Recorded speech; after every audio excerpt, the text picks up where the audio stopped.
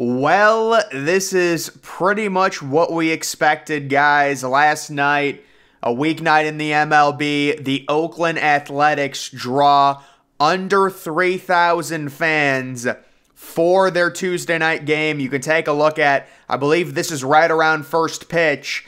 It is just honestly embarrassing. Tuesday baseball attendances, non-Power 5. You've got Southern Miss drawing 5,000 people. You've got Wichita State, I believe, drawing 3,000.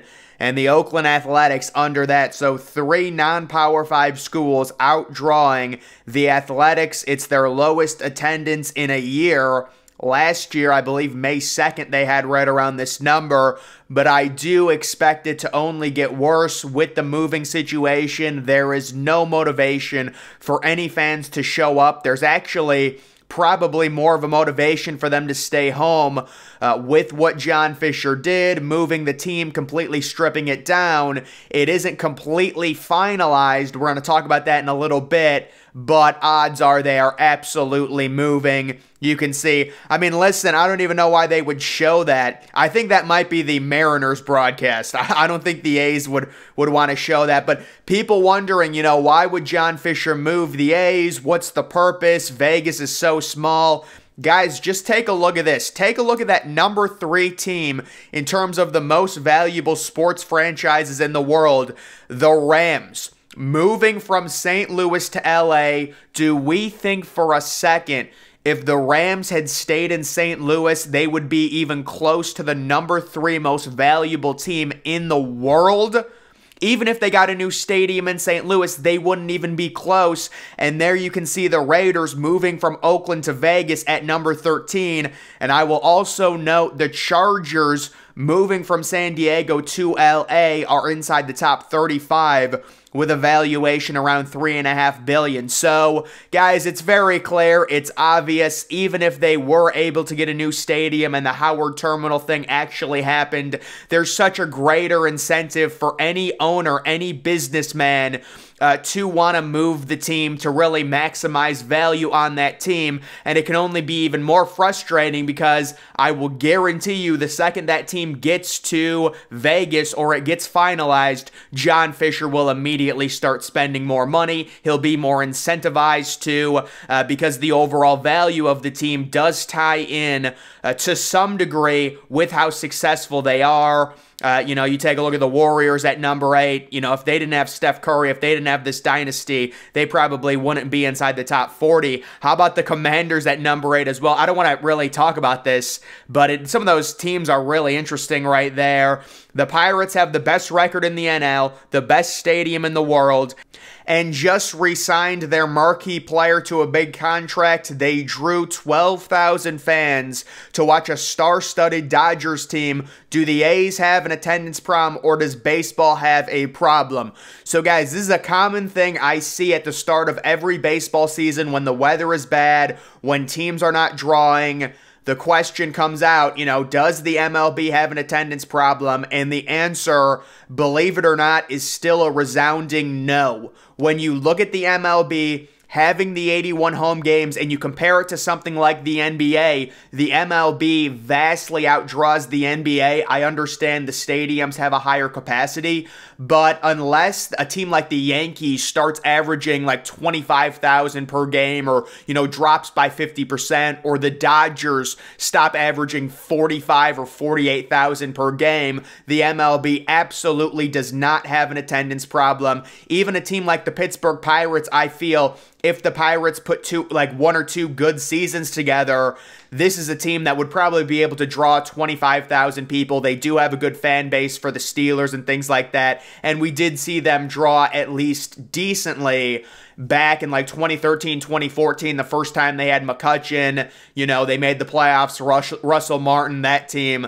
But yeah, so I don't think it's fair to really pick on the Pirates early in the season. No one expected them to be good. You know, it's really cold out, And people really can't disassociate looking at just the crazy empty crowds and thinking, wow, the MLB actually has a crazy attendance problem, when really they don't. And taking a look at the early season attendance, obviously all of these numbers are pumped up by opening day. Most of these numbers are going to come down. So Oakland will probably be under 7,000, I would say, by the end of the season. Miami, not surprising at all. They're just in a complete rut right now. I'm not sure. Well, I do know what Miami needs to do. They need to get more offense for sure. It always seems like they have a bad offense, but the other issue with Miami is there's just so much to do and so many home games. There's not a lot of demand for MLB baseball in that city right now.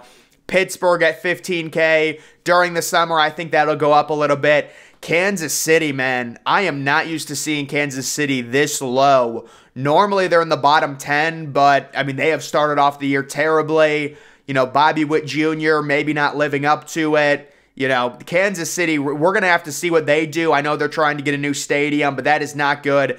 Seeing Cincinnati below Tampa Bay is just crazy. And Cincinnati might be the biggest team. Like, if they have a winning team, they will draw 27,000 per game. Cincinnati is a great baseball town, but their team right now, man, and the problem is they just have no young star position players at all. I mean, Hunter Green is promising, but he's a pitcher, and, the injuries and things like that. But Cincinnati, it's really sad what happened to them. Tampa Bay, I would imagine they would only improve from here. They're up to 25, which is really good for them, actually. I know it's kind of condescending, but it is. And, they're opening up their upper deck. That's probably going to improve it. Cleveland is always towards the bottom, and it's been cold. Detroit is probably going to be at 23, 17K. It's cold right now, but also Detroit, giving the money to Javier Baez. I don't know, Spencer Torkelson really not working out right now. You've got Minnesota, freezing weather in Minneapolis. The White Sox have just been horrible this year. Baltimore and Washington, I mean, that is what it is. So I would say some of these cities might have attendance issues, but overall, the MLB, you're going to have bad attendances early in the season due to the cold weather and also due to just how many games there are. If there's a lot of games, there's going to be less demand. There's going to be less incentive when you can go to, 81 different home games. You might not be beating down the door to go to a game in late April. John Fisher's plan to move the A's to Vegas has led to fan protests, censorship, and a lot more negatives than positives for Major League Baseball in Nevada and the Bay Area. So, listen, that's going back to the whole thing where, I mean, I don't know why the MLB would censor a home run ball and try and censor signs like they did. That was just dumb. But, there's going to be some early pushback. Expansion remains a far better option for Las Vegas than the pathetic A's, who announced plans to purchase 49 acres of local land amid daily discussions with Oakland officials reflects that they were negotiating in bad faith. Athletics owner doesn't deserve public funding from Las Vegas. Well, I think I'm against a lot of public funding when it comes to stadiums. I think with how valuable sports teams are, the ownership and then minority owners or like other funding sources need to be used. Public funding should be the absolute last resort when it comes to a stadium. But, if it's $1.5 billion, I believe they're asking for $500 million in public funds and then the other billion. Maybe I got that number wrong, but they're trying to split it and go like 50-50 in terms of what they're going to do. And then this was an interesting quote talking about the situation, talking about the Athletics owner and team president. They effectively destroyed any leverage they might have with legislators in Nevada, since if they don't get the $500 million plus, that's what it was, $500 million plus in tax breaks they're looking for, their only other options will be to build their own stadium or to go play in the street. To me, this is all legal stuff. I think it'll all get worked out. I'm guessing the move to Las Vegas is certainly happening at this point. It would take a miracle for Oakland to stay home based on all the things that they have done.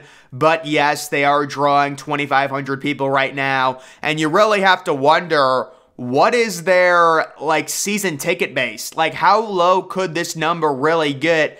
Could we see a super record low attendance, maybe under 1,500 people in September, I really think it's got to be possible because this is an unprecedented situation.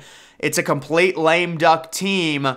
And it's like, if you're the MLB, do you force John Fisher to spend some money next offseason to try and give Oakland a good send-off if the move to Vegas becomes finalized and next year is their last year? Do you say, listen, you know, I know you want to tank, but even then, like, tanking in the MLB at this point is extremely hard to do because of the crazy draft lottery that they put in, which I don't know why they would do that. It just, I mean, it's hard enough with MLB prospects compared to the NBA and NFL draft. You really, even if you have the #1 pick, there's no, you know, guarantee that that kid's even going to be in the MLB in 3 years. So this is just a bad situation in Oakland, and the attendance numbers early in the season really aren't a surprise.